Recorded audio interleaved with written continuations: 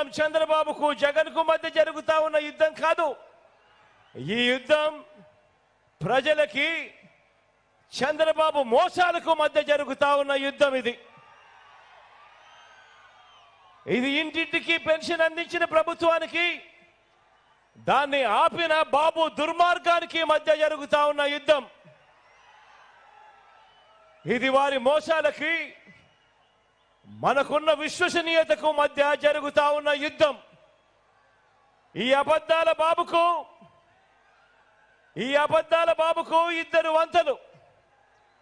ఒకరు దత్తపుత్రుడు,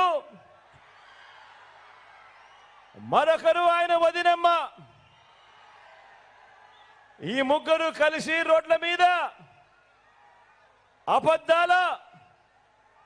అబద్ధాలు బుర్రకథలతో చెప్పడం మొదలుపెట్టారు.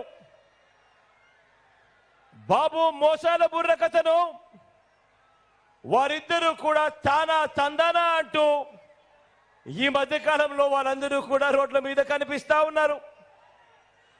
ఈ సిద్ధం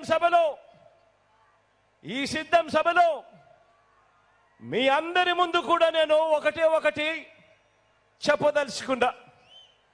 మీ అందరికీ తెలిసిన విషయం, మీ బిడ్డ ఏం చేశాడు, ఈ 58 నెలల పాలనలో ఏ రకంగా మీ బిడ్డ మీ జీవితాలలో మార్పులు తీసుకొచ్చాడు అని ప్రతి సందర్భంలోనూ మీ బిడ్డ ప్రతి సిద్ధం సభలోనూ చెప్పుకుంటూ వచ్చాడు.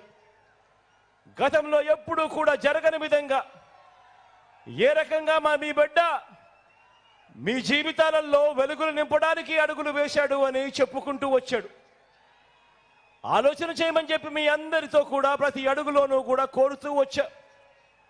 గతంలో ఎప్పుడు ఇంతకు ముందు జరగని విధంగా ఈ 58 నెలల కాలంలోనే ఏ రకమైన మార్పులు మీ బిడ్డ తీసుకొచ్చాడు అన్నది ప్రతి సిద్ధం సభలోనూ మీ అందరికీ కూడా చెప్పుకుంటూ వచ్చా. ఈరోజు నేను మీ అందరికీ కూడా ఒకే ఒక్క ప్రశ్న అడుగుతా ఉన్నాను. మీ అందరితో కూడా ఒకే ఒక్క అంశం మీద ఇంటికి వెళ్ళి ఆలోచన చేయమని కోరుతా ఉన్నాను.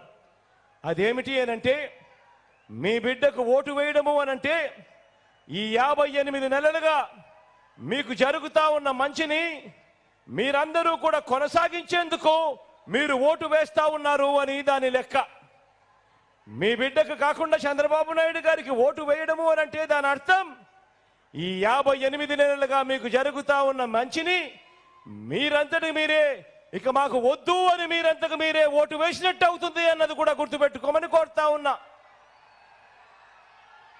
ప్రతి ఒక్కరూ ఆలోచన చేయమని కోరుతా ఉన్నాను.